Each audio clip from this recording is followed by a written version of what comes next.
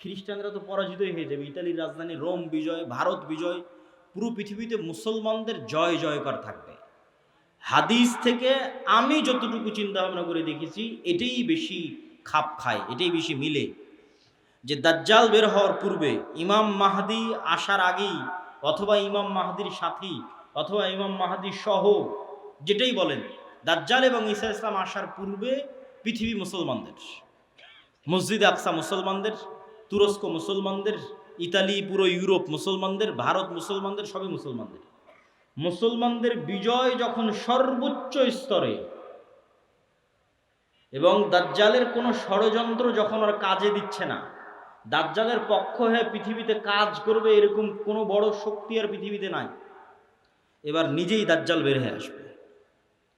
কেননা যারা দাজ্জালের পক্ষ নিয়ে কাজ করে তারা সব বিপদে পড়ে গেছে, কেননা বিজয় মুসলমানদের হয়ে গেছে। তো ইহুদিরাও এক মাসিহের অপেক্ষা করতেছে, বিপদ থেকে, বিপদে পড়লে বিপদ থেকে বাঁচায় যে সে মাসিহ, মাসিহ দাজ্জাল।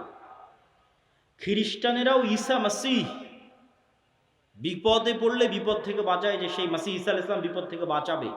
খ্রিস্টানেরাও বিশ্বাস করে ঈসা আলাইহিস সালাম আবার আসবে, কিন্তু তারা এটা জানে না যে ঈসা আলাইহিস সালাম মারা যায়নি, জীবিত আছে।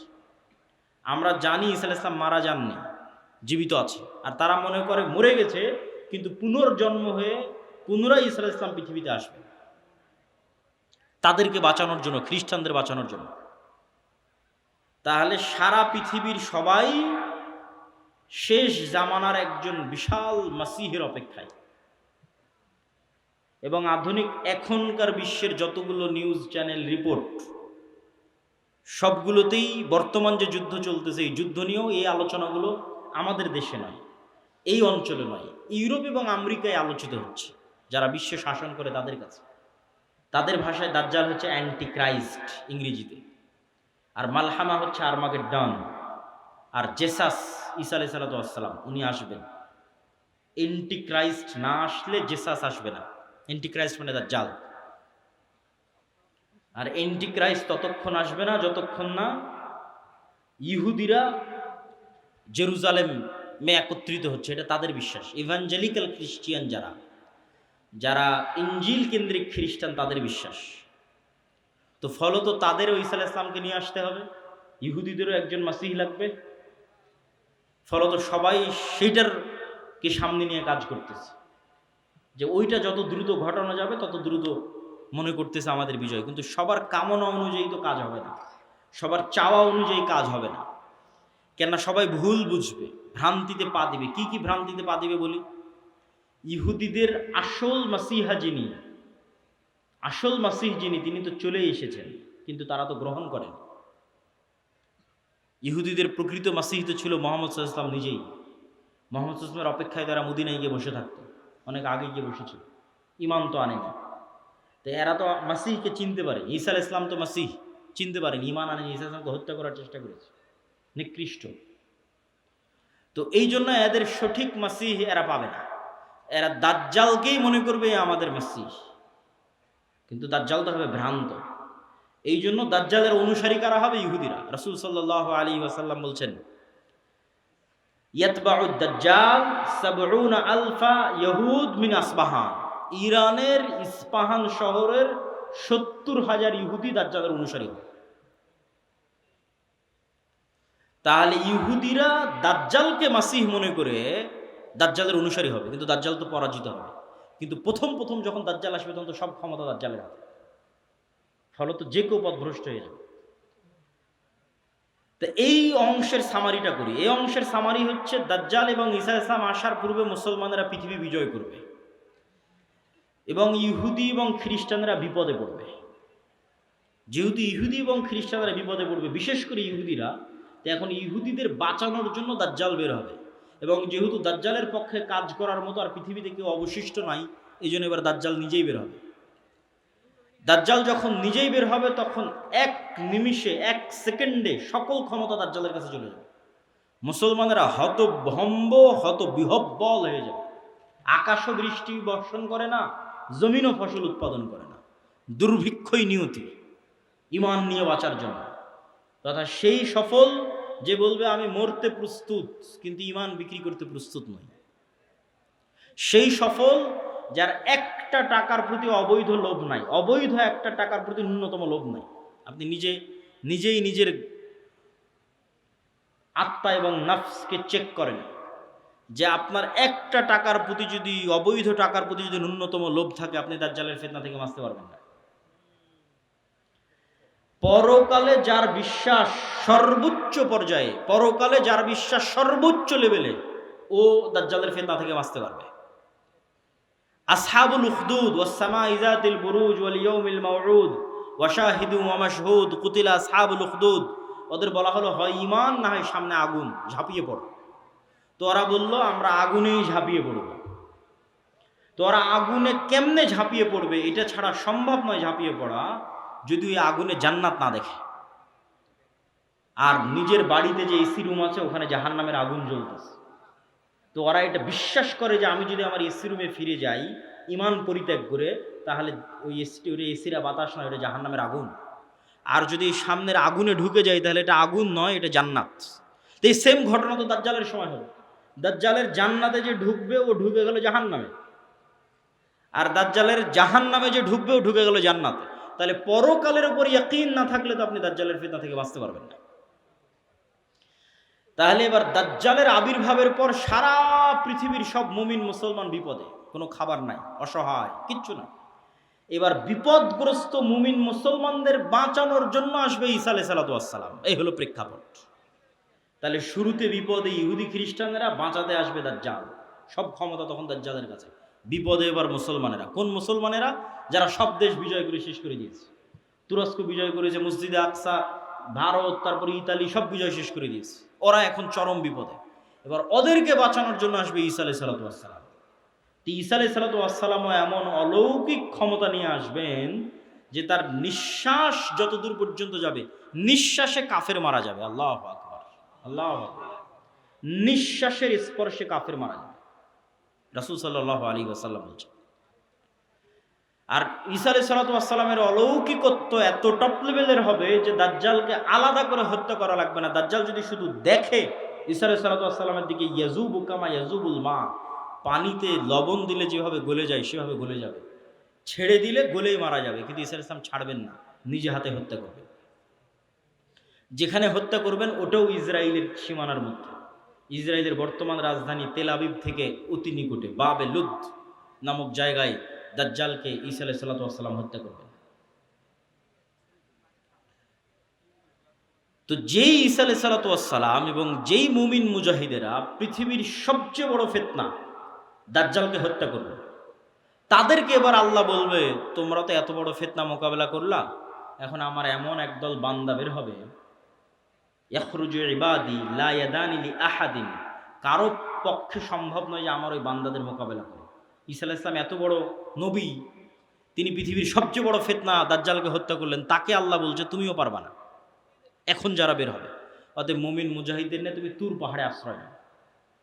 তাহলে ঘটনার ক্ষেত্রগুলো দেখেন, তুরস্ক এবং সিরিয়ার সীমান্তবর্তী অঞ্চল, সিরিয়ার রাজধানী দামেস্ক, মসজিদে আকসা, বাবে লুদ যেখানে দাজ্জালকে হত্যা করা হলো, তুর পাহাড়, এই এরিয়াগুলোতে এই ঘটনাগুলো ঘটতেছে।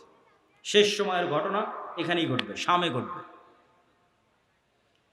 তো তুর পাহাড়ে আশ্রয় নেওয়ার পর কারা বের হবে? ইয়াজুজ আর মাজুজ। ইয়াজুজ মাজুজ একটা সহিহ হাদিস বলবো আর একটা জয়ীফ হাদিস। সহিহ হাদিসে রাসূলুল্লাহ সাল্লাল্লাহু আলাইহি ওয়াসাল্লাম বললেন যে আদম আলাইহিস সালামের পিঠ থেকে আল্লাহ মানুষকে বের করলেন, আদমের সকল সন্তানকে বের করে বলা হচ্ছে প্রতি 1000-এ একজন জান্নাতে, 999 জন জাহান্নামে। এই হাদিস রাসূল সাল্লাল্লাহু আলাইহি ওয়াসাল্লাম সাহাবীদের শোনাচ্ছে। তো প্রতি 1000-এ 999 জন জাহান্নামে, এটা শুনে সাহাবীদের মাথা নষ্ট, যে তাহলে তো আমরা সবাই জাহান্নামে। আদম সন্তানের 1000-এর 999 জন যদি জাহান্নামে যায় প্রতি 1000-এ, তাহলে তো আমরা সবাই জাহান্নামে। তখন মুহাম্মদ সাল্লাল্লাহু আলাইহি ওয়াসাল্লাম সাহাবীদের বলতেছে হতাশ হয়ো না, এই 999 জনের বেশিরভাগই ইয়াজুজ মাজুজ। এই 999 জনের বেশিরভাগই ইয়াজুজ মাজুজ। তো কতজন জাহান্নামে যাবে ইয়াজুজ মাজুজের বাইরে স্বাভাবিক মানুষের মধ্যে থেকে, এটা তো আমরা জানি না। তো এই জন্য নির্ধারিত করে বলা মুশকিল, কিন্তু এতটুকু অন্তত বোঝা যায়, আইডিয়া করা যায় যে আদম আলাইহিসসালাম থেকে নিয়ে কিয়ামত পর্যন্ত যত মানুষ আসবে তাদের কয়েক শত গুণ হচ্ছে ইয়াজুজ মাজুজ। এই হাদিস থেকে অন্তত এতটুকু বোঝা যায় যে আদম থেকে নিয়ে কিয়ামত পর্যন্ত যত মানুষ আমরা হব, এত মানুষের কয়েক শতগুণ হচ্ছে ইয়াজুজ মাজুজ।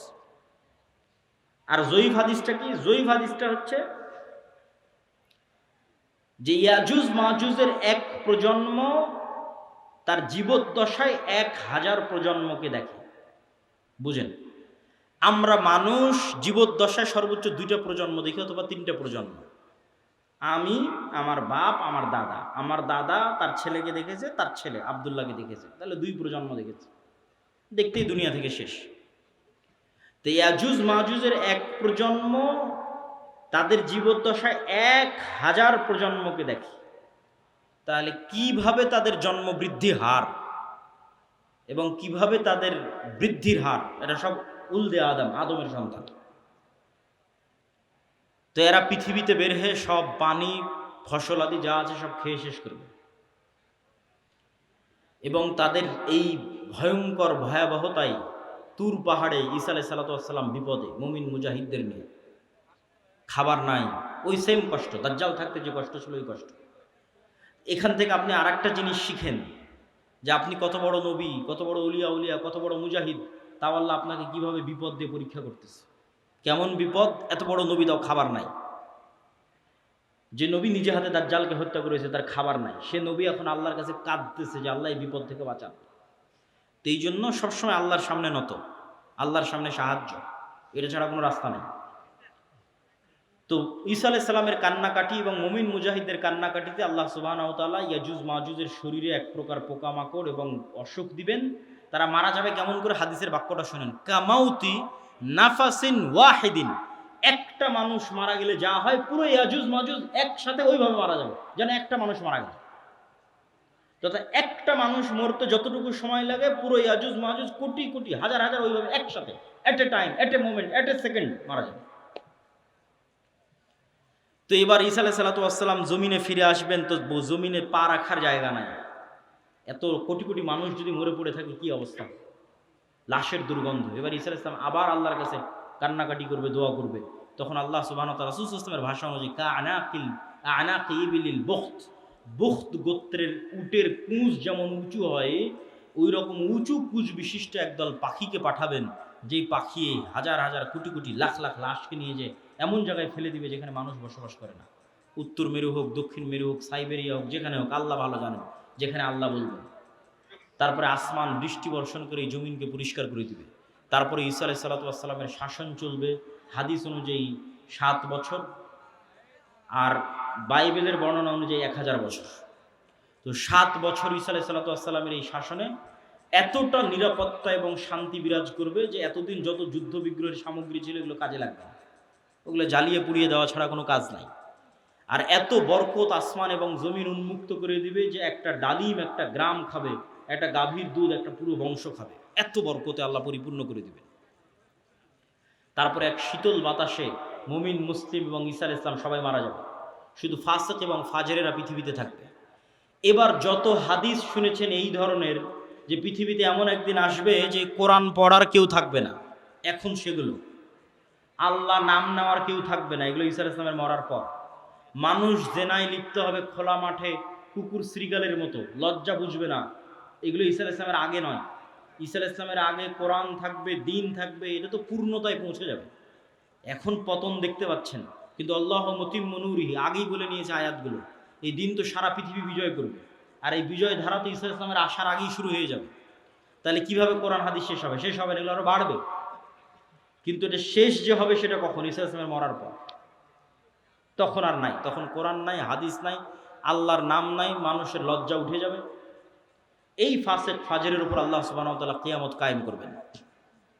প্রিয় উপস্থিতি, আমি আমার বক্তব্য দীর্ঘায়িত করতে চাই না। এই পুরো ঘটনা থেকে যা বর্ণনা করলাম, ধারাবাহিকতা, এই ধারাবাহিকতা থেকে আমার এবং আপনার শিক্ষা কি? তার আগে একটা প্রশ্নের উত্তর দিয়ে নিই, দাজ্জাল কোথায়, ইয়াজুজ মাজুজ কোথায়? একদল নাস্তিক আবার একদল মুনকিরে হাদিস, দুইটাই। মুনকির হাদিসেরাও ভিডিওর পর ভিডিও দেয়, বলে যেটা কোরআনে না এটা বিশ্বাস করবো না। কোরআনে কিন্তু ইয়াজুজ মাজুজের কথা আছে, দাজ্জালের কথা নাই। বলে যেটা কোরআনে না এটা বিশ্বাস করবো না। আবার একদল নাস্তিক বলে যে এই পৃথিবীর স্যাটেলাইট ক্যামেরা সব আছে, কই তোমার দাজ্জাল, কই তোমার ইয়াজুজ মাজুজ। একটা ছোট্ট তথ্য দিয়ে রাখি, মানুষ মহাকাশ সম্পর্কে যা জানে এই মাটির নিচ সম্পর্কে তাও জানে না। এটা আমি কয়েকদিন আগে পড়াশোনা করতে গিয়ে দেখলাম যে মানুষ সারাদিন মহাকাশ নিয়ে গবেষণা করছে, চাঁদে যাবে, মঙ্গলে যাবে, কিন্তু মাটির নিচে মাত্র 12 কিলোমিটার পর্যন্ত মানুষ জানে, তারপরে আর জানে না। তাহলে এই পুরো পৃথিবী কত বড়। আপনি এখান থেকে 12 কিলোমিটার মাপেন, কত দূর হয় গাবতলী বাজার থেকে, তো মাটির নিচে মাত্র 12 কিলোমিটার পর্যন্ত আপনি জানেন, তার নিচে আর কেউ জানে না। পৃথিবীর বর্তমান কোনো বিজ্ঞানী নয়, কোনো বিজ্ঞান নয়, কেন ওই 12 কিলোমিটার পরে গবেষণা করার সক্ষমতাই নাই, কোনো যন্ত্র মেশিন পাঠানোর সক্ষমতাই নাই। তাহলে মাটির নিচের মাত্র 12 কিলোমিটার পর্যন্ত আপনি জ্ঞান রাখেন। আকাশে চন্দ্রে চলে গেছেন, গ্রহ মঙ্গল গ্রহে চলে গেছেন, সেটা ভিন্ন বিষয়, কিন্তু নিজের পায়ের নিচে এটাই জানেন না। এই যে বিশ্বের এই উন্নত বিজ্ঞানের সর্বোচ্চ শিখরে পৌঁছে মানুষ জানে না যে এই মাটির নিচে কি আছে। তাহলে কেমনে মানুষ দাবি করবে দাজ্জাল কোথায়, ইয়াজুজ মাজুজ কোথায়? এ দাবি করাই তো ভুয়া, পাগলামি। আরেকটা জিনিস দেখলাম, মহাসাগর সম্পর্কে মানুষ অজ্ঞ। মহাকাশ সম্পর্কে ঠিক আছে অনেক জানতেছে, মহাসাগরে এমন অনেক জায়গা আছে যে জায়গাগুলোতে মানুষ পৌঁছতেই পারে না, যে জায়গাগুলোর উপর দিয়ে বিমানও উড়ে যেতে পারে না, যে জায়গাগুলোতে কোনো জাহাজও অতিক্রম করে না, এরকম অসংখ্য জায়গা আছে। তো সাগর এবং সাগরের নিচে কি আছে, মাটি এবং মাটির নিচে কি আছে, এটা সম্পর্কে আজকের বিশ্ব সবচেয়ে অজ্ঞ, অন্তত মহাকাশের তুলনায়। তো ইন্নাল্লাহ আলা কুল্লি শাইইন কাদির, আল্লাহ সকল কিছুর উপর ক্ষমতাবান। আর কোনোটাই যদি না হয় তো অন্তত একটা উত্তর তো দেওয়াই যায়, যেটা আল্লাহ সুবহানাহু ওয়া তাআলা কোরআন মাজিদে বলছেন যে আল্লাহ 7 আসমান এবং 7 জমিন সৃষ্টি করেছেন, আর 7 জমিনে আল্লাহর আদেশ অবতীর্ণ হয়, কোরআনের আয়াত। 7 জমিনে আল্লাহর, আর সবচেয়ে আরো একটা ভয়ঙ্কর বিষয় যে আল্লাহর আসমান বানাতে যত সময় লেগেছে জমিন বানাতেও তত সময় লেগেছে। 7 আসমান বানাতে যা টাইম 7 জমিন বানাতেও তাই টাইম। তাহলে 7 আসমান কত বড়, 7 জমিন তাহলে কত বড় হতে পারে? এখন ইয়াজুজ মাজুজ আর দাজ্জাল যদি অন্য জমিন থেকে বের হয়ে আসে, এই জমিনে কিছু করার নেই, এটাকে অস্বীকার করতে পারবে না যে না নিশ্চিত নাই। তো অতএব আল্লাহ সুবহানাহু ওয়া তাআলা সকল কিছুর উপর ক্ষমতাবান। এই জমিনেও থাকতে পারে, এই জমিনের সাগরেও থাকতে পারে, এই জমিনের নিচেও থাকতে পারে, মানুষের জ্ঞান পরিপূর্ণ নয়, অন্য জমিনেও থাকতে পারে, সেখান থেকেও আসতে পারে। এই জন্য সূরা কাহাফ, দাজ্জালের ফিতনা থেকে বাঁচতে সূরা কাহাফ পড়তে বলা হয়েছে। সূরা কাহাফের সব ব্যতিক্রম ঘটনাগুলো দাজ্জালের আসার সাথে মিলবে, দাজ্জালের যুগের যে ফিতনা ওগুলোর সাথে মিলবে। সূরা কাহাফের 4টা ব্যতিক্রম ঘটনা আছে, তার মধ্যে একটা ব্যতিক্রম ঘটনা খিজির আলাইহিস সালামের। কই থেকে আসলো খিজির আলাইহিস সালাম, কোথায় ছিল? বলে মাছ যেখানে জীবিত হয়ে যাবে সেখানে খিজির আছে, তুমি মাছ ভেজে নিয়ে রওনা দাও, যেখানে মাছ জীবিত হয়ে যাবে ওখানে খিজির আছে। তো খিজির আলাইহিস সালাম জিজ্ঞেস করতেছে যে সালাম কিভাবে? মুসা আলাইহিস সালাম সালাম দিচ্ছে, সালাম জান্নাতের সালাম দুনিয়াতে কিভাবে? তো খিজির আলাইহিস সালাম যদি অন্য পৃথিবী থেকে এসে থাকে নিশ্চিত করে, অথবা এই পৃথিবীতেও থাকতে পারে, তো খিজির আলাইহিস সালামকে যদি আল্লাহ সুবহানাহু ওয়া তাআলা আড়ালে রাখতে পারে, দাজ্জাল এবং ইয়াজুজ মাজুজকেও আল্লাহ সুবহানাহু ওয়া তাআলা আড়ালে রাখার সক্ষমতা আছে। তো ওই দাজ্জালের সময়ের ফিতনার সাথে এই সূরা কাহাফের ঘটনাগুলো মিলবে। আসহাবে কাহাফ, আসহাবে কাহাফের কথা বলতে গিয়ে আল্লাহ বলছেন ওয়াহুম আইকাজ, তাদেরকে আমি ঘুমিয়ে রেখেছি, কিন্তু মানুষ দেখলে মনে করবে ওরা জেগে আছে। আপনি দেখলে মনে করবেন এই মানুষটা জেগে আছে, কিন্তু ওরা নিজেরাও বুঝতে পারছে ওরা ঘুমিয়ে আছে, আল্লাহও বলছেন ঘুমিয়ে আছে। এইভাবেই 309 বছর পার হয়ে গেছে। ওরা ঘুম থেকে উঠে মনে করছে যে কই, আমরা তো অল্প কিছুক্ষণ মনে হয় শুয়েছিলাম, ঘুমিয়েছিলাম, কিন্তু 300 বছর পার হয়ে গেছে। তো সময়ের যে আপেক্ষিকতা, এটার কন্ট্রোল আল্লাহর হাতে। এই আপেক্ষিকতার প্রভাবিত মানুষ দেখবে যে একদিন হয়ে যাবে 1 বছরের সময়। তো পৃথিবীতে অবশ্যই ব্যাপক কোনো পরিবর্তন ঘটবে, যেটার প্রভাবে 1 বছর, 1 মাস, 1 সপ্তাহ, সেটা কি আল্লাহ সুবহানাহু ওয়া তাআলা ভালো জানে। তো প্রিয় উপস্থিতি, এই 1 নাম্বার কর্তব্য কি, সংক্ষিপ্ত বক্তব্য শেষ করে দিচ্ছি, এগুলোর উপর ঈমান রাখা। 2 নাম্বার কি, যে কোনো মুহূর্তেই দাজ্জাল বের হতে পারে, যে কোনো মুহূর্তে কিয়ামত হতে পারে, কথা এটাই ঠিক। রাসূল সাল্লাল্লাহু আলাইহি ওয়াসাল্লাম আশঙ্কা করতেন দাজ্জাল মনে হয় এখনই বের হয়ে গেল। এরকম অনেকগুলো ঘটনা আছে হাদিসে, ইবনে সাইয়াদের ঘটনাগুলো বেশি, তার মধ্যে প্রসিদ্ধ। তো ফিতনা তো সবসময়ই চলছে। তো ফিতনার সময় আপনি বেঁচে থাকবেন, ঈমান নিয়ে বেঁচে থাকবেন, এটার দুইটা কাজ: পরকালের প্রতি সর্বোচ্চ জ্ঞান, সর্বোচ্চ ইয়াকিন, এবং অবৈধ এক টাকার উপরেও, অবৈধ ধন সম্পদ ক্ষমতার উপর ন্যূনতম লোভ না থাকা। এবং সফলতা এটা নয় যে আপনি বাড়ি গাড়ি টাকা পয়সার মালিক হবেন, সফলতা এটা যে আপনি ঈমান এবং সালাত অবস্থায় পৃথিবী থেকে বিদায় নেবেন, এটাই সফলতা। তো আল্লাহ সুবহানাহু ওয়া তাআলা যেন আমাদের ঈমান অবস্থায়, সালাত অবস্থায় পৃথিবী থেকে বিদায় নেওয়ার তৌফিক দান করে, বলেন আল্লাহুম্মা আমিন। কেন কেন আমাদের ঈমান অবস্থায় বিদায় নিতে হবে? এত লম্বা ঘটনা বলে এই পুরো ঘটনার উপর একটু পানি দিয়ে একটা কথা বলে, সেটা হচ্ছে ঈসা আলাইহিস সালাম যখন আসবে, ইমাম মাহদী যখন আসবে, দাজ্জাল যখন আসবে, তখন কি নতুন কোনো দিন আসবে নাকি? নতুন কোনো কোরআন আসবে নাকি? নতুন কোনো হাদিস আসবে নাকি? কোরআন এবং হাদিস তো এটাই যেটা এখন আছে। তাহলে সবচেয়ে বড় ঘটনা তো আগেই ঘটে গেছে, মুহাম্মদ সাল্লাল্লাহু আলাইহি ওয়াসাল্লামের আসা এবং কোরআনের প্রেরিত। তাহলে ঈসা আলাইহিস সালাম যে কোরআনের উপর আমল করবেন ওটা আপনার কাছে আছে। ইমাম মাহদী যে কোরআন দিয়ে রাষ্ট্র চালাবে ওটা আপনার কাছে আছে। আর দাজ্জাল যেই নবীকে মানতে বলতেছে ওই নবী চলে যাওয়ার 1400 বছর হয়ে গেছে। তাহলে কাজ আমাদের কাছে আছে। হ্যাঁ, ইমাম মাহদী যেই দিন আসবে সেই দিন আমি সব কিছু করবো, জি না, এটাতে প্রোডাক্টিভিটি নষ্ট হয়। এই জন্য আগেই বলেছি, দাজ্জাল আসার আগেই মুসলমানেরা বিজয় করবে। এই জন্য প্রোডাক্টিভিটি বন্ধ করা যাবে না, কেন আসল কাজ তো আমাদের কাছে আছেই। নতুন করে তো আর কিছু আসবে না। ঈসা আলাইহিস সালাম তো নতুন কোরআন আনবেন না, এই কোরআন তো আমার কাছে আছে। ইমাম মাহদী তো আর নতুন হাদিস নিয়ে আসবে না, হাদিস তো এটাই, তো ওটা তো আমাদের কাছে আছে। তাহলে কাজ তো আমাদের কাছে আছে। আরও একটা কি মাথায় নিয়ে উঠে যাবেন, মানুষের মৃত্যু কিয়ামত, কিয়ামত আমার মরে যাওয়াই আমার কিয়ামত। কেন? আমি তো পরকালের জগতে ঢুকে গেছি, কবর, বারজাখ। আমার মৃত্যুর মাধ্যমে আমি পরকালের জগতে ঢুকে গেলাম, তাহলে আমার কিয়ামত তো আগেই হয়ে গেল। দাজ্জাল আসার আগেই কিয়ামত হয়ে গেল আমার। তাহলে আমার মৃত্যু যেহেতু আমার দোরগড়ায়, তাহলে দাজ্জাল কখন আসলো, মাহদী কখন আসলো, সেটার প্রতি ধর্তব্য না করে ওই যুগেও যেই কোরআনের উপর আমল হবে, যেই কোরআন দিয়ে বাঁচা যাবে, সেই কোরআন আমার কাছে আছে। তাহলে এখন আপনার কাজ কি? আপনার নিজের মৃত্যুর প্রস্তুতি নেওয়া, আর আপনার সামনে যে কোরআন আছে, যেটা সবচেয়ে বড় ঘটনা, দাজ্জালের চেয়েও বড় ঘটনা, মাহদী ঈসার চেয়েও বড় ঘটনা, কোরআনের প্রেরিত, এইটার উপর আমল করা, পড়া, হাদিস পড়া এবং আমল করা। এবং ইমানের উপর মৃত্যু, সালাতের উপর মৃত্যু, এটা অতীত যুগের সব নবী রাসূলের শিক্ষা। আল্লাহ সুবহানাহু ওয়া তাআলা আমাদের তৌফিক দান করুক, আল্লাহুম্মা আমিন। বক্তব্যের শেষে বৈঠকি দানের আহ্বানের পাশাপাশি দুটো জরুরি কথা। এই যে ভাইয়েরা যারা মক্তব পরিচালনা করে গাবতলী শাখায়, আপনারা আমাদের মক্তব অলিম্পিয়াড দেখেছেন এনটিভিতে, বিশাল আয়োজন। সারা দেশে প্রায় 7 শতাধিক মক্তব আমাদের অধীনে ট্রেনিং করা আছে। এখনও ট্রেনিং চলতেছে রাজশাহী জামিয়া সালাফিয়াতে, নতুন 30-40টা মক্তবের। এরকম প্রতিনিয়ত ট্রেনিং চলতেই থাকে। তো এই যে প্রায় 30,000 ছাত্রছাত্রী এই 700টা মক্তবে অধ্যয়ন করে, পড়াশোনা করে। তো এই যে কোরআনের শিক্ষা, কোরআনের জ্ঞান আমরা ছড়িয়ে দিচ্ছি, এই মসজিদ, এই মক্তবগুলো থেকেই কিন্তু খেলাফা প্রতিষ্ঠিত হবে। শেষ জামানায় যারা ইসলামকে বিজয় করবে তারা বের হয়ে আসবে।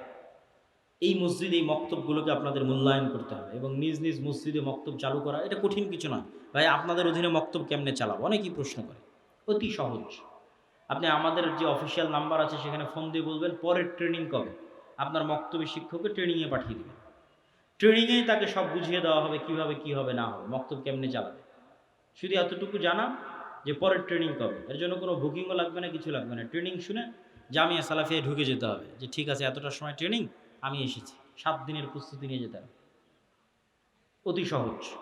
তো এই যে আমাদের দাওয়াতি কাজগুলো, আরেকটি বড় দাওয়াতি কাজ মাসিক আল ইতিসাম। আমি নিয়মিত লিখি, সম্পাদকীয় লিখি, মিন্নাতুল বাড়ি লিখি, পবিত্র কোরআনের সংক্ষিপ্ত ব্যাখ্যা লিখি। 3টে লেখা শুধু আমারই থাকে মাসিক আল ইতিসাম। আব্দুর রহমান বিন আব্দুর রাজ্জাক, শেখ আব্দুর রাজ্জাক বিন ইউসুফ, আরও বড় বড় আলেম ওলামা সবারই লেখা থাকে, সম্পাদকীয় থাকে। এই মাসের সম্পাদকীয় আছে ইরান এবং ইসরায়েলের যুদ্ধের উপর। এরকম সমসাময়িক সব ইস্যু নিয়ে লেখা থাকে। এই মাসিক আল ইতিসামের এজেন্ট হতে হবে, নিতে হবে, পড়তে হবে, সম্পৃক্ত থাকতে হবে। আর এই যে ইমান বাড়াতে বললাম, ইমান ধরে রাখা, এটার জন্য আল্লাহর পথে যাত্রা, এই বইটা খুব গুরুত্বপূর্ণ। এটা ইমানের মজবুতির জন্যই এই বইটা লেখা, আল্লাহর পথে যাত্রা। এই বইটা প্রত্যেক মসজিদ, মাদ্রাসা, স্কুল, কলেজের দার্সের অন্তর্ভুক্ত হওয়া দরকার। যে মসজিদে মানুষ দার্স দিবে সেই দার্সের অন্তর্ভুক্ত হওয়া দরকার। আরও যে সমস্ত বই পুস্তকগুলো আছে, শেখ আব্দুর রাজ্জাক বিন ইউসুফ, আব্দুর রহিম বিন আব্দুর রাজ্জাক, কাসুস ইসলাম দেখতে কেমন ছিলেন, আইন রসুল, 2 অধ্যায়, উপদেশ, সালাত, সব বইগুলোকে মূল্যায়ন করতে হবে। তো পরিশেষে আমি স্বেচ্ছাসেবকদের আহ্বান করব আপনাদের মধ্যে যাওয়ার, এবং আপনাদেরকে উদাত্ত আহ্বান জানাবো যে তারা এই যে বিশাল খরচ করে বক্তব্য পরিচালনা করছে এবং এই সম্মেলনগুলো আয়োজন করছে, এগুলোতে আপনাদের আন্তরিক সহযোগিতা আমরা কামনা করছি। তো স্বেচ্ছাসেবক ভাইয়েরা কি প্রস্তুত আছে? তো তাদেরকে আমি ঢোকার জন্য বলতেছি। জি, এবং এর মধ্যে বক্তব্য চলতে থাকবে। আপনারা ব্যাপক হারে এবং বেশিভাবে এই দানে অংশগ্রহণ করার, আমি কিন্তু দেখতে পাচ্ছি না স্বেচ্ছাসেবকরা যে ঢুকতেছে, এটা কিন্তু বোঝা যায় না। তো সকলেই এটাতে আপনাদের সহযোগিতা অংশগ্রহণ করবেন। অর্থনৈতিক ইবাদত খুব শক্তিশালী, জান্নাত কেনা যাবে, সকল গুনাহের কাফফারা হবে, নেকিতে যত কমতি থাকবে পূরণ করা যাবে টাকা দিয়ে। দুনিয়াতে যেভাবে প্লট এবং ফ্ল্যাট সেল হয়, আল্লাহ ওইভাবে জান্নাত সেল করেন। দুটো জিনিসে, হয় আল্লাহর রাস্তায় যুদ্ধ করে শহীদ হয়ে যাও, নাহলে আল্লাহর রাস্তায় দান করো, করে জান্নাত কিনে নাও। এর বাইরে জান্নাতের 100% কনফার্ম, নিশ্চিত জান্নাত নাই, কনফার্ম নাই। হতে পারে, যেতে পারেন, সেটা আছে। সালাত, সিয়াম, হজ, যাকাত হতে পারে, যেতে পারেন, নিশ্চিত যাবই। জিহাদ করে শহীদ হতে হবে, না হলে টাকা দিয়ে জান্নাত কিনতে হবে। নিশ্চিত যাবই, কনফার্ম জান্নাত কিনতে চাই, নিশ্চিত। টাকা না হয় জিহাদ করে শহীদ। আর বাকিগুলো তো হতে পারে, আল্লাহ যদি দোয়া করে, তওবা ইস্তেগফার কবুল করে, সালাত যদি ঠিক থাকে, হতে পারে। আল্লাহ সুবহানাহু ওয়া তাআলা ভালো জানেন। আমি আমার বক্তব্য এখানেই শেষ করছি। আমার পরে আব্দুর রহিম বিন আব্দুর রাজ্জাক, তারপর আব্দুর রহমান বিন আব্দুর রাজ্জাক। তারা তোমাদের দিন গ্রহণ করে নিয়েছে, ওদের সাথে আমাদের যুদ্ধ, তোমরা কেন ওদেরকে বাঁচাতে আসতেছো? এরকম একটা কনটেক্সট হাদিসের মধ্যে আছে।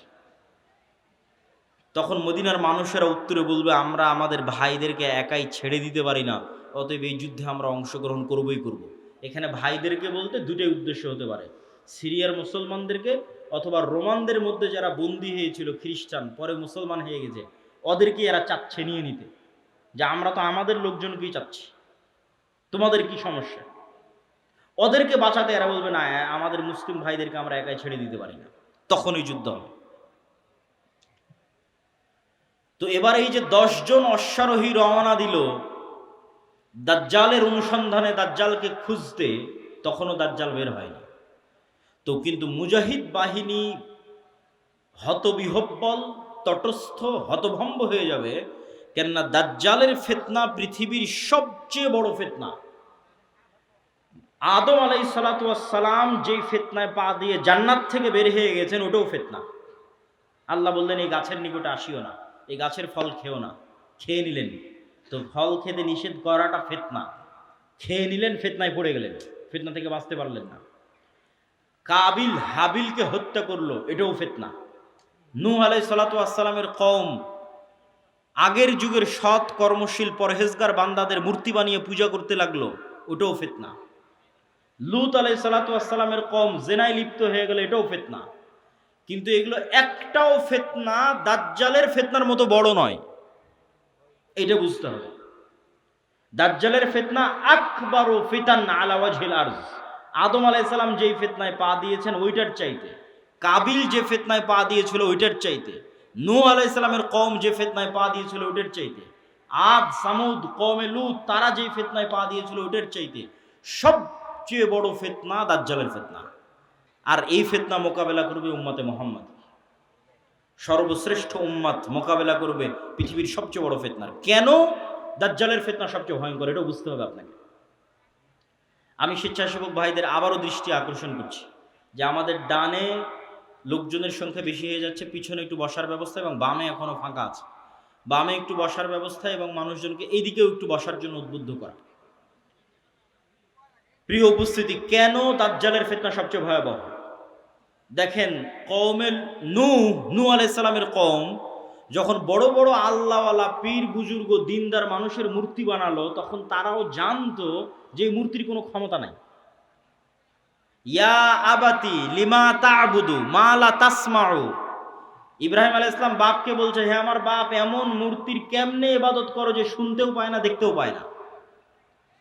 তাহলে আগের যুগের মানুষ যে মূর্তির ইবাদত করতো অথবা এখনো করে, তাদের সাথে কোরআনের যে তর্ক বিতর্ক, এই তর্ক বিতর্কের মানদণ্ড হচ্ছে, তোমরা যেই সমস্ত বাতিল ইলাহের পূজা করো, এদের রব হওয়ার ক্ষমতা নাই। রব হওয়ার ক্ষমতা নাই মানে কথা বলার ক্ষমতা নাই, শোনার ক্ষমতা নাই, দেখার ক্ষমতা নাই, সৃষ্টির ক্ষমতা নাই। এরা একটা মাছি বানাতে পারবে না, মশা বানাতে পারবে না। এরা একটা খেজুরের বিচির দানার উপরের যে পাতলা আবরণ থাকে, ওটার পর্যন্ত এরা মালিক নয়, তাহলে যে রব নয় ও ইবাদতের যোগ্য কেমনে হয়? রব তো আমি, আসমান জমিন আমি বানিয়েছি, সূর্য চন্দ্র আমি বানিয়েছি, ইবাদত আমার করো, এই দিয়ে কোরআন পরিপূর্ণ। এটা মানুষের বুঝতে সহজ যে এর ক্ষমতা নাই, কেন এর ইবাদত করব। কিন্তু এই কনটেক্সট অচল হয়ে যাবে যখন দাজ্জাল আসবে। কেন দাজ্জাল রব যা যা করতে পারে তার প্রায় সব কিছুই করে দেখাবে। এই জন্য দাজ্জালের ফিতনা সবচেয়ে ভয়াবহ, ভয়ঙ্কর ফিতনা। মা কালী, মা দুর্গা আর শাহজালাল আর শাহপরাণ, যাদেরই মানুষ আল্লাহ বাদ দিয়ে ইবাদত করছে, আর ঈসা আলাইহিস সালাতু ওয়াস সালাম আর মারিয়াম আলাইহিস সালাতু ওয়াস সালাম আর যাদেরই ইবাদত করছে, তারা কেউ এখন আপনাকে দেখাতে পারবে না যে আমি আকাশকে আদেশ দিলাম আকাশ বৃষ্টি বর্ষণ করবে, আমি জমিনকে আদেশ দিলাম জমিন ফসল উৎপাদন করবে, জান্নাত দেখালাম জান্নাতে ঢুকে যাও, জাহান্নাম দেখালাম জাহান্নামে ঢুকে যাও, মৃতকে জীবিত করে দিলাম। এইরকম একচ্ছত্র কন্ট্রোল যা একমাত্র রবের থাকে, তার কারণ নাই, ফলত ওদেরকে বাতিল ইলাহ প্রমাণ করা সহজ। কিন্তু যখন একজন সত্যি সত্যি এগুলো আপনাকে করে দেখাবে, তখন আপনি ঈমান ধরে রাখতে পারবেন না। অনেকগুলো কারণ। এক নাম্বার কারণ, যারা ধরেন আগে থেকেই শক্তিশালী কোনো কিছু দেখলেই আরে বাবা এই তো অনেক বড় উলিয়া উলিয়া কবিরাজ, অনেক কিছু করতে পারে, দেখলেই যাদের অন্তরে ভয় ঢুকে যায়, মনে হয় না এর কাছে মনে হয় কোনো ক্ষমতা আছে, এরা তো এমনি দাজ্জালের পূজা করবে। যারা যুগ যুগ মূর্তির পূজা করেছে, মাজারের পূজা করেছে, এদের বাধা হবে না। ওরা দাজ্জালের ক্ষমতা পাওয়ার দেখে মনে করবো অনেক বড় উলিয়া আল্লাহ চলে এসেছে, অনেক বড় কারামতে আউলিয়া চলে এসেছে, অতএব এখন আর ইবাদত করো, এখন আর পূজা করলে সমস্যা নেই। তো একদল তো এমনি পদভ্রষ্ট হয়ে যাবে। আরেক দল মানুষ থাকে যারা মোটামুটি আল্লাহর উপর ঈমান রাখে, কিন্তু ইস্তেকামা, ঈমানের উপর ইস্তেকামার জন্য সবর লাগে। সবর করার ক্ষমতা এবং সাহস এদের নাই। এদের দেখবেন এখন দুনিয়াবি ক্ষমতা যাদের কাছে, ওদের ওখানে গিয়ে সিজদা দিচ্ছে। আজ থেকে ৬-৭ মাস আগে ১৬ বছর যাদের কাছে ক্ষমতা ছিল, ওদের কাছে গিয়ে সিজদা দিয়েছে। ক্ষমতার বাইরে এরা চিন্তা করতে পারে না। ক্ষমতা যেখানে, এদের কেবলা এবং মারকাজ সেখানে। এবং আপনি যদি নিজের জায়গায় দাঁড়িয়ে চিন্তা করেন, আজকে তেলের যে সংকট, আমি দাজ্জালের ফিতনার ভয়াবহতা বোঝানোর জন্য আপনাকে বলতেছি, তেলের যে সংকট, মাঝে মধ্যে আমার মনে হয় আল্লাহ আমাদের ফিতনা থেকে হেফাজত করুক, যে এখন যদি কেউ এসে বলে আব্দুল্লাহ তোমার গাড়িতে তো তেলের দরকার, তো এইটা করলে তোমাকে তেল দেওয়া হবে, ধরো তুমি আর 500 টাকা বেশি দিলে তেল দিয়ে দিবে, বা তুমি এই অপরাধটা করলে তোমাকে তেল দিয়ে দিব। তো কত মানুষ হল ঠিক আছে ভাই সমস্যা নেই, আমার গাড়িতে তেল দেন আমি করে দিচ্ছি। যেমন কোনো একটা দেশকে যদি বলা হয় যে সব তেলের কন্ট্রোল আমার হাতে, এটা করো তেল পাবা, নাহলে কিন্তু আবাদও বন্ধ হয়ে যাবে। আমরা মনে করি তেল মানে দিয়ে শুধু গাড়ি চলে। পেট্রোকেমিক্যাল থেকে সকল সার উৎপাদন হয়, সব কোনো সারই আর তৈরি হবে না। সার না হলে আপনি চাষ করবেন কি দিয়ে? স্যালো মেশিন স্টার্ট না দিলে পানি তুলবেন কোথায় থেকে? তো তেল মানে শুধু গাড়ি নয়, সবই এখনকার আধুনিক সভ্যতার সবই তেল। তা আমি তেল দিব না আপনাকে, তা আপনিও বুঝতে পারছেন যে আপনি সবই করে ফেলবেন তেল নেওয়ার জন্য। তো কোরআন এবং হাদিসে তো এর চেয়ে বড়টা বলা আছে, তেলের কথা বলা নেই। সরাসরি আকাশের বৃষ্টির কথা বলা আছে, জমিনের ফসলের কথা বলা আছে ডাইরেক্ট, যে দাজ্জাল ইরাক এবং শাম এই দুই দেশের মধ্যে সীমানা দিয়ে যেতে থাকবে। কোনো এক নগরীর মানুষের কাছে এসে বলবে এই তোমরা আমার উপর ঈমান আনছো, তারা বলবে জি জাহাপনা, জি প্রভু আপনার উপর ঈমান আনলাম। ওদের জন্য দাজ্জাল টাকা পয়সা ধন দৌলত রুজি রুটির এত বড় ব্যবস্থা উন্মোচন করে দিবে যে মৌমাছির ঝাঁক যেভাবে মধুর পিছনে ছুটে, ধন সম্পদ টাকা পয়সা ওই শহরের মানুষের পিছনে ওইভাবে ছুটবে। এবার অতিক্রম হতে হতে আর এক শহরে আসবে, সেই শহরের মানুষকে বলবে আমার উপর ঈমান আনয়ন করছো, তারা বলবে না আমরা রব্বুল আলামিনের উপর ঈমান রাখি। দাজ্জাল বলবে আকাশ এখানে বৃষ্টি বর্ষণ বন্ধ করে দাও, জমিন এখানে ফসল উৎপাদন বন্ধ করে দাও, খাবার দাবার বন্ধ, টাকা পয়সা বন্ধ, সকল কিছু বন্ধ, মোবাইল বন্ধ, ইন্টারনেট বন্ধ। আজকের যুগে যদি কল্পনা করেন, এখনই আপনি ঈমান ধরে রাখতে পারবেন না, যখন ঘটবে তখনকার কথা তো বহু পরে। তো শাম অঞ্চলের মানুষেরা না খেতে পেয়ে ধনুক চাবিয়ে খাবে, তীর চাবিয়ে খাবে। তীর তো খাওয়ার জিনিস না, ধনুক তো খাওয়ার জিনিস না, কিন্তু গাছের পাতাও যেহেতু উৎপন্ন হবে না তো কি খাবে? গাছের পাতাও তো উৎপন্ন হবে না। তো এ হলো দাজ্জালের ফিতনা, পৃথিবীর সবচেয়ে ভয়ঙ্কর এবং ভয়াবহ ফিতনা। দাজ্জালের ফিতনা সম্পর্কে বলতে গিয়ে দুইটা হাদিস না বললেই না। একটা হাদিসে রাসূলুল্লাহ সাল্লাল্লাহু আলাইহি ওয়াসাল্লাম বলছেন যে দাজ্জাল পৃথিবীতে 40 দিন সফর করবে। 40 দিনের প্রথম দিন হবে 1 বছর, দ্বিতীয় দিন হবে 1 মাস, তৃতীয় দিন হবে 1 সপ্তাহ। আর দাজ্জালের গতি হবে কাগাইসিন ইস্তাদবারাতহুর রিহ, এমন মেঘমালা যেই মেঘমালাকে ঝড়ো বাতাস উড়িয়ে নিয়ে যাচ্ছে। এই যে কয়দিন পরে কালবৈশাখী ঝড় হবে, আকাশে তাকিয়ে দেখবেন ঝড়ের সময় মেঘ কত দ্রুত চলে। তো ঝড়ের বাতাসে যে মেঘ খুব দ্রুত চলে, এরকম দ্রুত গতি হবে দাজ্জালের। তো আল্লাহর নবী মেঘের সাথে তুলনা দিয়েছেন। এখন যন্ত্র দিয়ে মেঘের মতো আকাশে উড়বে না দাজ্জাল নিজেই আকাশে উড়বে, আল্লাহু আলাম, আল্লাহ সুবহানাহু ওয়া তাআলা ভালো জানেন। কিন্তু দাজ্জালের আগমনে পৃথিবীতে এত ব্যাপক বৈপ্লবিক পরিবর্তন হবে যে পৃথিবীর দিন 1 বছরের সমান হয়ে যাবে। এটা হঠাৎ করে আল্লাহর আদেশে, কোনো কারণ ছাড়াই আল্লাহ বলবেন দিন এখন তুমি 1 বছরের সমান হও, এরকম নয়। আল্লাহ লাতিফ, প্রত্যেকটা জিনিস ঘটনা পরম্পরায় হয়, মানুষ দেখবে এটা স্বাভাবিক। তথা এই ভূমণ্ডল, নভমণ্ডল, সৌরজগতে এমন বৈপ্লবিক কোনো পরিবর্তন হবে, অথবা এই পৃথিবীতে এমন বৈপ্লবিক কোনো পরিবর্তন হবে, অথবা সূর্য এবং চন্দ্রের বর্তমান ঘূর্ণায়মান প্রক্রিয়ায় এমন বড় বৈপ্লবিক পরিবর্তন হবে যেটা স্বাভাবিক হতে সময় লাগবে। একদিন হবে 1 বছর, তারপরের একদিন হবে 1 মাস, তারপরের একদিন হবে 1 সপ্তাহ, তারপরে স্বাভাবিক। ওইটার আগে কিছু একটা ঘটবে। দাজ্জালের আগমনই ওই রকম ভয়ঙ্কর এবং ব্যতিক্রম হবে। আল্লাহু আলাম সেটা কি হবে। দাজ্জালের বিষয়ে আরেকটি হাদিসে রাসূলুল্লাহ সাল্লাল্লাহু আলাইহি ওয়াসাল্লাম, যেটা তামিম আদ-দারির হাদিস, যারা 30 দিন সমুদ্রে লাইবা বিহিমুল মাউজ শাহরান কামিলান, সমুদ্রের ঝড়ো বাতাস এবং ঢেউ 1 মাস যাবৎ তাদেরকে কোথায় নিয়ে গেছে কোনো কন্ট্রোল ছিল না নৌকার উপর। এক দ্বীপে গিয়ে যখন নৌকা ঠেকলো, তখন দেখছে একটা প্রাণী, জীবজন্তু, জানোয়ার, গরু ছাগল মহিষ যেমন জীবজন্তু জানোয়ার, এরকম জীবজন্তু জানোয়ার যার মুখ এবং পা সব এত বিশাল লোমে ঢাকা যে কোনটা মুখ আর কোনটা পিছন এটা বোঝা যাচ্ছে না, এই জানোয়ার কথা বলতেছে। তো মানুষ তো কোনোদিন দেখেনি, মানুষ ছাড়া আর পৃথিবীর কোনো জীবজন্তু জানোয়ারকে কথা বলতে।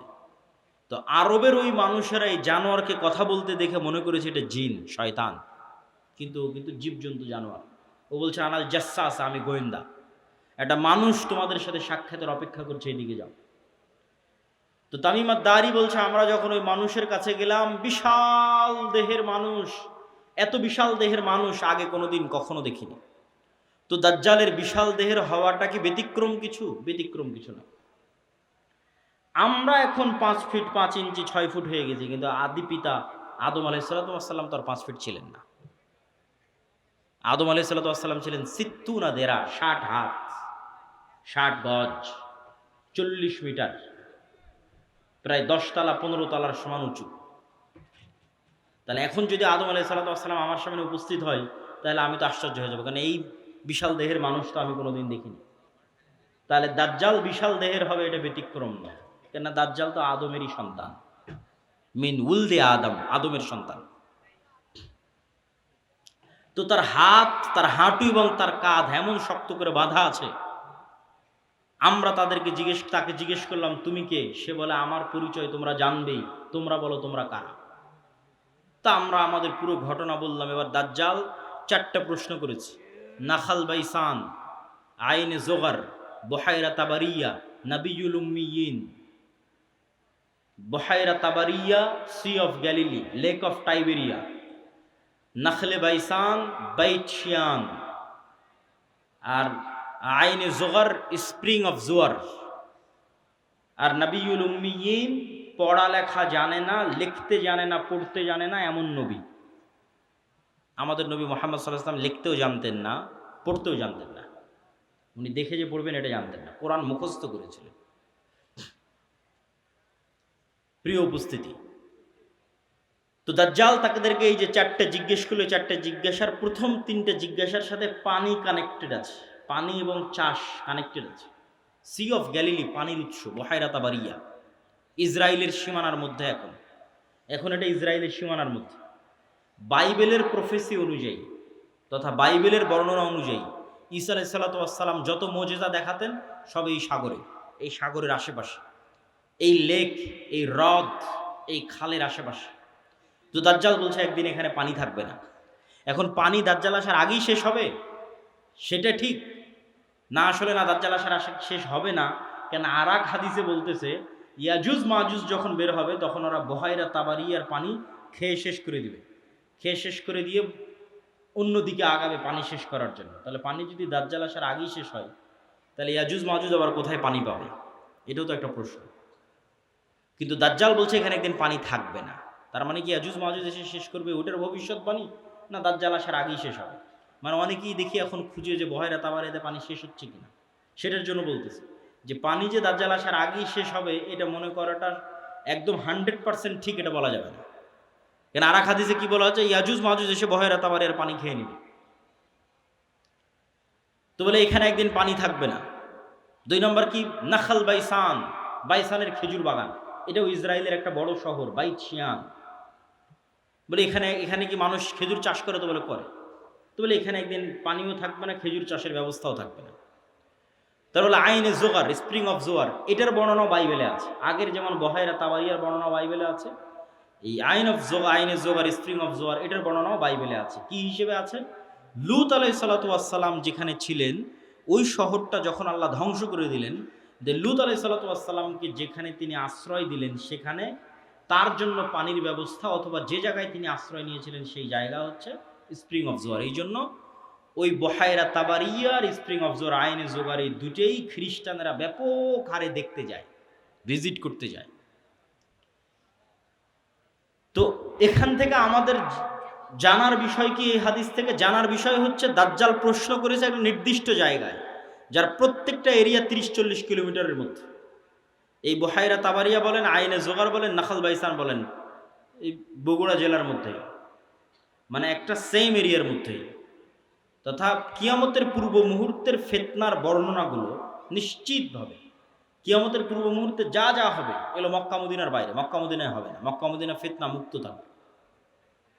কোথায় হবে তাহলে? সিরিয়াতে, শাম। শাম মানে আগে ফিলিস্তিনি বোঝানো হতো, শাম মানে আগে মসজিদে আকসাই বোঝানো হতো। শাম মানে আজকের শাম নয়, তথা মসজিদে আকসা এবং এর আশেপাশের অঞ্চল যেগুলোতে এখন ইসরায়েল, ফিলিস্তিন, জর্ডান, এই যে অঞ্চলগুলো এবং এখনকার যে সিরিয়া, সব কিছু এই অঞ্চলে হবে। দাজ্জালের এই সংক্ষিপ্ত বর্ণনা এবং দাজ্জালের ফিতনার এই সংক্ষিপ্ত বর্ণনার পরে কি হবে? ওই যে মুজাহিদ বাহিনী যারা দাজ্জালের মিথ্যে সংবাদ শুনে এবার দেমাশকে ফিরে আসবে, যুদ্ধ বিজয় অভিযান বাদ। কেন? এটা ভয়ঙ্কর ফিতনা। এই ভয়ে দাজ্জাল আসলে বের হয়েছে কিনা, যুদ্ধ বাদ দিয়ে সবাই ফিরে আসবে তাদের যেটা সেন্টার, তাদের সেন্টার দামেস্ক। যুদ্ধ যদি রোম পর্যন্ত গিয়ে থাকে, ইতালির রাজধানী, ওখান থেকেও ফিরে দামেস্কে আসবে। যদি তুরস্কের রাজধানী ইস্তাম্বুল পর্যন্ত গিয়ে থাকে, ওখান থেকে ফিরে দামেস্কে আসবে। এবার দামেস্কে আসতে আসতে সত্যিই দাজ্জাল বের হয়ে যাবে। এবার রিয়েলি প্রকৃত অর্থে দাজ্জাল বের হয়ে গেছে। এবং দাজ্জাল বের হওয়া মাত্রই সকল ক্ষমতা দাজ্জালের কাছে চলে যাবে। এটার বিবরণ আরেকটু পরে দিব, এখানে এটা শেষ করে নিই। তো দাজ্জাল বের হয়ে যাবে। এই দামেস্কের মসজিদে ফজরের সালাতে যখন জামাত হবে তখন এবার ঈসা আলাইহিস সালাতু ওয়াস সালাম অবতীর্ণ হবেন। কেননা দাজ্জালের ফিতনা যেই লেভেলের অলৌকিক, ওইটা মোকাবেলা করার জন্য ওই লেভেলের অলৌকিক লাগবে। তথা দাজ্জালের এই ফিতনা মোকাবেলা ওই মুজাহিদরাও করতে পারবে না যারা ইস্তাম্বুল বিজয় করেছে, রোম বিজয় করেছে। এবং কিছু কিছু হাদিসের বর্ণনা অনুযায়ী তারা ভারতও বিজয় করতে পারে। মানুষের মাথায় একটা চিত্র আগে থেকে ঢুকে আছে যে দাজ্জাল যখন বের হবে পৃথিবীতে তখন পুরো পৃথিবী দাজ্জালের কন্ট্রোলে থাকবে। এটা ভুল কথা। দাজ্জাল যখন বের হবে তখন পুরো পৃথিবী মুসলমানদের কন্ট্রোলে থাকবে। মানে মুসলমানেরা বিজয় করে শেষ করে দিবে, সব বিজয় করে ফেলবে। মসজিদে আকসা বিজয়, ইস্তাম্বুল বিজয়, খ্রিস্টানরা তো পরাজিতই হয়ে যাবে, ইতালির রাজধানী রোম বিজয়, ভারত বিজয়, পুরো পৃথিবীতে মুসলমানদের জয় জয়কার থাকবে। হাদিস থেকে আমি যতটুকু চিন্তা ভাবনা করে দেখেছি এটাই বেশি খাপ খায়, এটাই বেশি মিলে, যে দাজ্জাল বের হওয়ার পূর্বে, ইমাম মাহদি আসার আগেই, অথবা ইমাম মাহদির সাথী, অথবা ইমাম মাহদি সহ, যেটাই বলেন, দাজ্জাল এবং ঈসা ইসলাম আসার পূর্বে পৃথিবী মুসলমানদের, মসজিদে আকসা মুসলমানদের, তুরস্ক মুসলমানদের, ইতালি, পুরো ইউরোপ মুসলমানদের, ভারত মুসলমানদের, সবই মুসলমানদের। মুসলমানদের বিজয় যখন সর্বোচ্চ স্তরে, এবং দাজ্জালের কোনো ষড়যন্ত্র যখন আর কাজে দিচ্ছে না, দাজ্জালের পক্ষ হয়ে পৃথিবীতে কাজ করবে এরকম কোনো বড় শক্তি আর পৃথিবীতে নাই, এবার নিজেই দাজ্জাল বের হয়ে আসবে। কেননা যারা দাজ্জালের পক্ষ নিয়ে কাজ করতে, তারা সব বিপদে পড়ে গেছে, কেননা বিজয় মুসলমানদের হয়ে গেছে। তো ইহুদিরাও এক মাসিহের অপেক্ষা করতেছে, বিপদ থেকে, বিপদে পড়লে বিপদ থেকে বাঁচায় যে সে মাসিহ, মাসিহ দাজ্জাল। খ্রিস্টানেরাও ঈসা মাসিহ, বিপদে পড়লে বিপদ থেকে বাঁচায় যে সেই মাসিহ ঈসা আলাইহিস সালাম বিপদ থেকে বাঁচাবে। খ্রিস্টানেরাও বিশ্বাস করে ঈসা আলাইহিস সালাম আবার আসবে, কিন্তু তারা এটা জানে না যে ঈসা আলাইহিস সালাম মারা যায়নি, জীবিত আছে। আমরা জানি ঈসা আলাইহিস সালাম মারা যাননি, জীবিত আছে, আর তারা মনে করে মরে গেছে, কিন্তু পুনর্জন্ম হয়ে পুনরায় ঈসা আলাইহিস সালাম পৃথিবীতে আসবে তাদেরকে বাঁচানোর জন্য, খ্রিস্টানদের বাঁচানোর জন্য। তাহলে সারা পৃথিবীর সবাই শেষ জামানার একজন বিশাল মাসিহের অপেক্ষায়। এবং আধুনিক এখনকার বিশ্বের যতগুলো নিউজ চ্যানেল রিপোর্ট, সবগুলোতেই বর্তমান যে যুদ্ধ চলতেছে, এই যুদ্ধ নিয়েও এই আলোচনাগুলো আমাদের দেশে নয়, এই অঞ্চলে নয়, ইউরোপ এবং আমেরিকায় আলোচিত হচ্ছে, যারা বিশ্ব শাসন করে তাদের কাছে। তাদের ভাষায় দাজ্জাল হচ্ছে অ্যান্টি ক্রাইস্ট ইংরেজিতে, আর মালহামা হচ্ছে আর্মাগেড্ডন, আর জেসাস ঈসা আলাইহিস সালাম উনি আসবেন। অ্যান্টি ক্রাইস্ট না আসলে জেসাস আসবে না। অ্যান্টি ক্রাইস্ট মানে দাজ্জাল। আর অ্যান্টি ক্রাইস্ট ততক্ষণ আসবে না যতক্ষণ না ইহুদিরা জেরুজালেমে একত্রিত হচ্ছে, এটা তাদের বিশ্বাস। ইভাঞ্জেলিক্যাল খ্রিস্টিয়ান যারা, যারা ইঞ্জিল কেন্দ্রিক খ্রিস্টান, তাদের বিশ্বাস। তো ফলত তাদেরও ঈসা আলাইহিস সালামকে নিয়ে আসতে হবে, ইহুদিদেরও একজন মাসিহ লাগবে। ফলত সবাই সেইটারকে সামনে নিয়ে কাজ করতেছে, যে ওইটা যত দ্রুত ঘটানো যাবে তত দ্রুত মনে করতেছে আমাদের বিজয়। কিন্তু সবার কামনা অনুযায়ী তো কাজ হবে না, সবার চাওয়া অনুযায়ী কাজ হবে না, কেননা সবাই ভুল বুঝবে, ভ্রান্তিতে পা দিবে। কি কি ভ্রান্তিতে পা দিবে বলি? ইহুদিদের আসল মাসিহা যিনি, আসল মাসিহ যিনি, তিনি তো চলেই এসেছেন, কিন্তু তারা তো গ্রহণ করেন। ইহুদিদের প্রকৃত মাসিহ তো ছিল মুহাম্মদ সাল্লাল্লাহু আলাইহি ওয়াসাল্লাম নিজেই। মুহাম্মদ সাল্লাল্লাহু আলাইহি ওয়াসাল্লামের অপেক্ষায় তারা মদিনায় গিয়ে বসে থাকতো, অনেক আগে গিয়ে বসেছিল, ইমান তো আনেনি। তো এরা তো মাসিহকে চিনতে পারে, ঈসা আলাইহিস সালাম তো মাসিহ চিনতে পারেন, ইমান আনেনি, ঈসা আলাইহিস সালামকে হত্যা করার চেষ্টা করেছে, নিকৃষ্ট। তো এই জন্য এদের সঠিক মাসিহ এরা পাবে না, এরা দাজ্জালকেই মনে করবে আমাদের মাসিহ, কিন্তু দাজ্জাল তো হবে ভ্রান্ত। এই জন্য দাজ্জালের অনুসারী কারা হবে? ইহুদিরা। রাসূল সাল্লাল্লাহু আলাইহি ওয়াসাল্লাম বলছেন, ইয়াতবাউদ দাজ্জাল ৭০ আলফা ইহুদ মিন আসবাহান। ইরানের ইস্পাহান শহরের ৭০,০০০ ইহুদি দাজ্জালের অনুসারী হবে। তাহলে ইহুদিরা দাজ্জালকে মাসিহ মনে করে দাজ্জালের অনুসারী হবে, কিন্তু দাজ্জাল তো পরাজিত হবে। কিন্তু প্রথম প্রথম যখন দাজ্জাল আসবে তখন তো সব ক্ষমতা দাজ্জালের হাতে, ফলত যে কেউ পথভ্রষ্ট হয়ে যাবে। তো এই অংশের সামারিটা করি। এই অংশের সামারি হচ্ছে, দাজ্জাল এবং ঈসা আলাইহিস সালাম আসার পূর্বে মুসলমানেরা পৃথিবী বিজয় করবে এবং ইহুদি এবং খ্রিস্টানরা বিপদে পড়বে। যেহেতু ইহুদি এবং খ্রিস্টানরা বিপদে পড়বে, বিশেষ করে ইহুদিরা, তো এখন ইহুদিদের বাঁচানোর জন্য দাজ্জাল বের হবে। এবং যেহেতু দাজ্জালের পক্ষে কাজ করার মতো আর পৃথিবীতে কেউ অবশিষ্ট নাই, এই জন্য এবার দাজ্জাল নিজেই বের হবে। দাজ্জাল যখন নিজেই বের হবে তখন এক নিমিষে, এক সেকেন্ডে সকল ক্ষমতা দাজ্জালের কাছে চলে যাবে। মুসলমানেরা হতভম্ব, হতবিহব্বল হয়ে যাবে। আকাশও বৃষ্টি বর্ষণ করে না, জমিনও ফসল উৎপাদন করে না, দুর্ভিক্ষই নিয়তি ইমান নিয়ে বাঁচার জন্য। তথা সেই সফল যে বলবে আমি মরতে প্রস্তুত কিন্তু ইমান বিক্রি করতে প্রস্তুত নই। সেই সফল যার একটা টাকার প্রতি অবৈধ লোভ নাই, অবৈধ একটা টাকার প্রতি ন্যূনতম লোভ নাই। আপনি নিজেই নিজের আত্মা এবং নাফসকে চেক করেন যে আপনার একটা টাকার প্রতি যদি, অবৈধ টাকার প্রতি যদি ন্যূনতম লোভ থাকে, আপনি দাজ্জালের ফিতনা থেকে বাঁচতে পারবেন না। পরকালে যার বিশ্বাস সর্বোচ্চ পর্যায়ে, পরকালে যার বিশ্বাস সর্বোচ্চ লেভেলে, ও দাজ্জালের ফিতনা থেকে বাঁচতে পারবে। আসহাবুল উখদুদ ওয়াস সামাই যাতিল বুরুজ ওয়াল ইয়াউমিল মাউউদ ওয়া শাহিদু ওয়া মাশহুদ কুতিলা আসহাবুল উখদুদ। ওদের বলা হলো হয় ঈমান না হয় সামনে আগুন, ঝাঁপিয়ে পড়ো। তো ওরা বলল আমরা আগুনেই ঝাঁপিয়ে পড়ব। তো ওরা আগুনে কেমনে ঝাঁপিয়ে পড়বে, এটা ছাড়া সম্ভব নয় ঝাঁপিয়ে পড়া, যদি ওই আগুনে জান্নাত না দেখে। আর নিজের বাড়িতে যে এসি রুম আছে ওখানে জাহান্নামের আগুন জ্বলতেছে। তো ওরা এটা বিশ্বাস করে যে আমি যদি আমার এসি রুমে ফিরে যাই ঈমান পরিত্যাগ করে, তাহলে ওই এসিরা বাতাস নয়, এটা জাহান্নামের আগুন। আর যদি সামনের আগুনে ঢুকে যাই তাহলে এটা আগুন নয়, এটা জান্নাত। তো এই সেম ঘটনা তো দাজ্জালের সময় হবে। দাজ্জালের জান্নাতে যে ঢুকবে ও ঢুকে গেল জাহান্নামে, আর দাজ্জালের জাহান্নামে যে ঢুকবে ও ঢুকে গেল জান্নাতে। তাহলে পরকালের উপর ইয়াকিন না থাকলে তো আপনি দাজ্জালের ফিতনা থেকে বাঁচতে পারবেন না। তাহলে এবার দাজ্জালের আবির্ভাবের পর সারা পৃথিবীর সব মুমিন মুসলমান বিপদে, কোনো খাবার নাই, অসহায়, কিচ্ছু নাই। এবার বিপদগ্রস্ত মুমিন মুসলমানদের বাঁচানোর জন্য আসবে ঈসা আলাইহিস সালাম। এই হলো প্রেক্ষাপট। তাহলে শুরুতে বিপদে ইহুদি খ্রিস্টানেরা, বাঁচাতে আসবে দাজ্জাল। সব ক্ষমতা তখন দাজ্জালের কাছে। বিপদে এবার মুসলমানেরা। কোন মুসলমানেরা? যারা সব দেশ বিজয় করে শেষ করে দিয়েছে। তুরস্ক বিজয় করেছে, মসজিদে আকসা, ভারত, তারপরে ইতালি, সব বিজয় শেষ করে দিয়েছে। ওরা এখন চরম বিপদে। এবার ওদেরকে বাঁচানোর জন্য আসবে ঈসা আলাইহিস সালাম।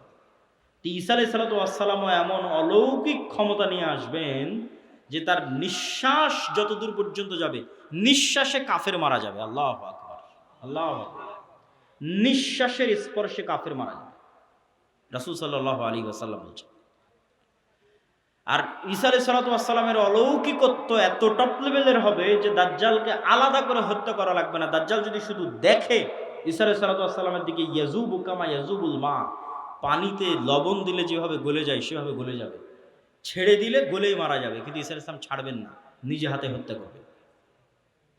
যেখানে হত্যা করবেন ওটাও ইসরায়েলের সীমানার মধ্যে।